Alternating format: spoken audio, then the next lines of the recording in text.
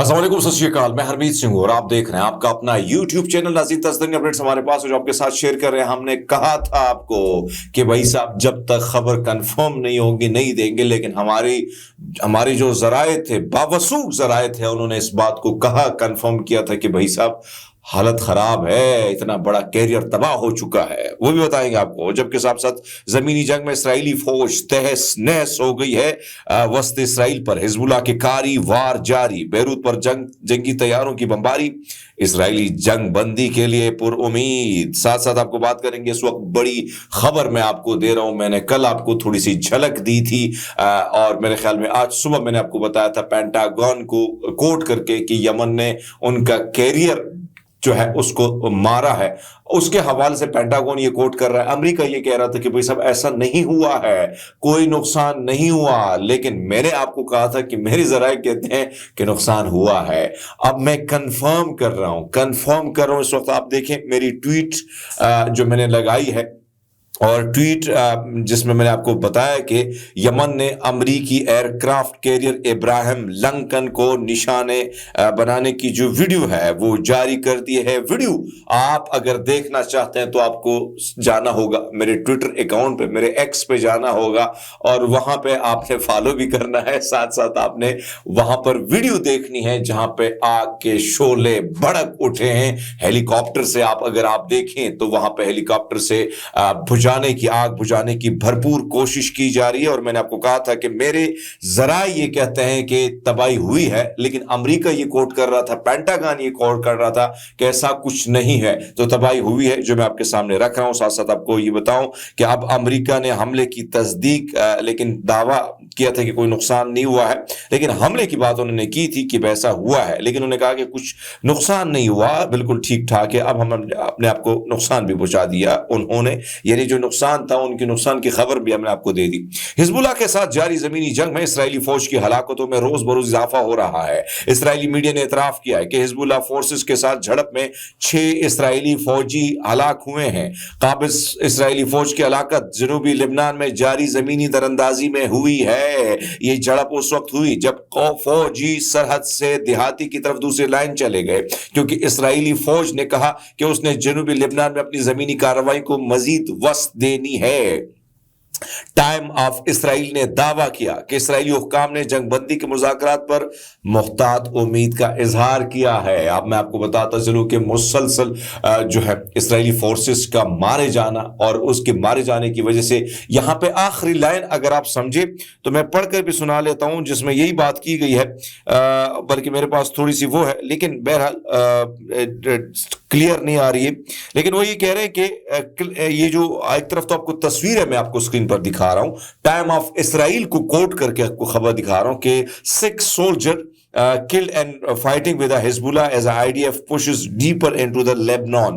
So ये headline है और इस वक्त आप तस्वीरें अपनी स्क्रीन पर देख सकते हैं। ये जो चेहरे हैं इस वक्त जिनकी डेथ हो चुकी है। दूसरे इन्होंने आखिरी लाइन बड़ी जबरदस्त लिखी है कि इसराइली हुक्काम जंगबंदी के मुज़ाकरात पर मुहतात उम्मीद का इजहार किया है।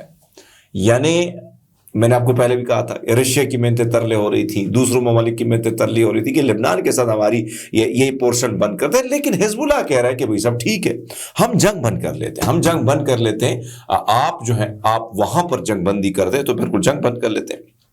हिजबुल्लाह ने शुमाली और मरकजी इसराइल में रॉकेट और ड्रोन्स के हमले जारी रखे हुए। टाइम ऑफ इसराइल और लेबनान मीडिया अलमियादीन के मुताबिक हिजबुल्लाह ने दावा किया कि उसने इसराइली अफवाज के हेडक्वार्टर पर बैलिस्टिक मिसाइल फायर किए जब उसने इसराइल के अहम आदाफ पर मुतअद्दिद हमलों की जिम्मेदारी कबूल की। ग्रुप ने एक बयान में कहा कि उसने तिल अबीब के तिजारती मरकज में वाक़े मुकाम को कादिर 2 मिसाइलों से निशाना बनाया, जहां दिफाई वजारत और इसराइली फौज के हेडक्वार्टर दोनों मौजूद हैं। हिजबुल्लाह ने दिन के अवाइल में ऐलान किया कि उसने इसी मुकाम को धमाका खेज मवाद से भरे ड्रोन से निशाना बनाया। बाद में उसने कहा कि उसने तिल अबीब के करीब एक और मुकाम पर मिसाइलों की बौछार की, जिसके बारे में उसका कहना है कि इसराइली असला साज कंपनी यानी IWI की मलकियत है। और वो तस्वीरें आप शायद मैंने रीट्वीट किए, वो भी आप देख सकते हैं। लेकिन ये द टाइम ऑफ इसराइल है जो कि कंफर्म कर रहा है और इसमें इसने یہ بات کی ہے کہ Hezbollah meanwhile continue to define barrage of rocket and drones into the northern and central Israel. پھر یہاں پہ ایک اور بات یہ کر رہا ہے کہ حزب اللہ said it had fired ballistic missile at claim, یعنی انہوں نے کلیم کا لفظ استعمال کیا ہے, یعنی یہ کوٹ کر رہے ہیں حزب اللہ کو, خود خبر بھی دے رہے لیکن کھل کے نہیں دے رہے, ایسے شرما کے خبر دے رہے ہیں. تو میں شرما کے نہیں بلکہ تھوڑے سے سیریس ہو کے آپ کو یہ خبر دے رہا ہوں کہ یہ ٹائم آف اسرائیل کی خبر ہے جو آپ اس وقت دیکھ رہے ہیں. دوسرے میں آپ کو بتاتے چلے کہ جمعرات کی صبح اسرائیلی جنگی طیاروں نے بیروت لبنان کے جنوب میں مضافات پر ایک سلسلہ وار فضائی حملے کیے. حملوں کا ہدف شیعہ برج البرجانے حارس حریق اور غبیرے میں رہائشی عمارتیں تھی. کم از کم 2 فضائی حملوں میں بھاری مقدار کے بموں کا استعمال کیا گیا جو دھماکوں کی صورت میں شدید گونج کے ساتھ پھٹے. ان چھاپوں کے بعد جو کچھ گھنٹوں کے بعد وقت کیے گئے رہائشی علاقوں کے کئی مقامات سے دھواں اٹھتا رہا. اسرائیلی جارحیت کی تازہ ترین صورتحال لبنانی وزارت صحت نے اعلان کیا کہ پچھلے سال اکتوبر لبنان میں اسرائیلی جارحیت میں شہید ہونے والوں کی تعداد 3,365 تک پہنچ چکی ہے, جبکہ 14,344 افراد جو ہیں ان کی یعنی وہ زخمی ہیں. اب تھوڑا سا پاکستان کی طرف آتے ہیں اور پاکستان کے بارے میں آپ کو بات کرتے ہیں. ایک طرف تو عمران خان صاحب کے حوالے سے جو خبر آئی تھی کہ انہوں نے 24 تاریخ دے دی ہے, لیکن ہمارے پاس کچھ ذرائع ہیں وہ یہ بات کرتے ہیں کہ اس سے بہت سارے لوگ خوش نہیں ہیں اور وہ نہیں چاہتے کہ وہ جو ہے 24 تاریخ کو احتجاج ہو. آپ کو پتا ہے میں پہلے بھی کہہ چکا ہوں کہ یہ جو ابھی آپ کو نظر آ رہے ہیں پی ٹی آئی والے, جب عمران خان اللہ کرے کہ ان کو زندگی نصیب ہو, کیونکہ ابھی ڈاکیا نے میسج دیا, تو بہت سارے صحافی جو ڈاکیا کا کام کرتے ہیں ان کا یہ کہنا ہے, حتیٰ کہ منیف فاروق نے یہ کلیم کیا کہ عمران خان پر سختیاں مزید بڑھا دی گئی, بجلی بند کر دی گئی, اندھیرے میں ان کو جیسے رکھا ہے, وہ ساری چیزیں انہوں نے بتائی ہیں.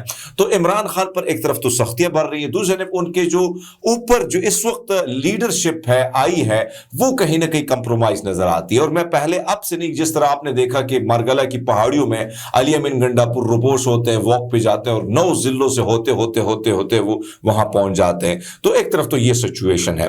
دوسری جانب یہ کہا جا رہا ہے کہ عمران خان پر جو ہے مختلف مقدمات بھی درج کر لیے گئے. وفاقی دارالحکومت کی پولیس نے اسلام آباد ہائی کورٹ کو بتایا کہ Pakistan Tehreek Insaf P T I کے رہنما سابق وزیر اعظم عمران خان کے خلاف فیڈرل کیپٹل میں 62 مقدمات درج ہیں, جبکہ ان کے خلاف وفاقی تحقیقاتی ایجنسی AFI میں 7 مقدمات اور انکوائریز چل رہی ہیں. 2 روز قبل لاہور ہائی کورٹ میں پولیس کی جانب سے پیش رپورٹ میں بتایا گیا کہ عمران خان کے خلاف پنجاب میں 54 مقدمات ہیں.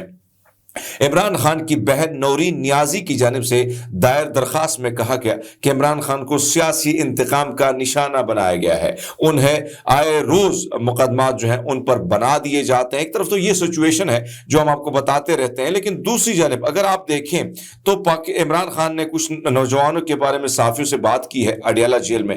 پاکستان میں نوجوانوں کا مستقبل خطرے میں ہے, روزگار کے نوجوان بیرون ملک جا رہے ہیں, لیکن کتنے نوجوان باہر جائیں گے, سب کو تو ویزا نہیں مل سکتا.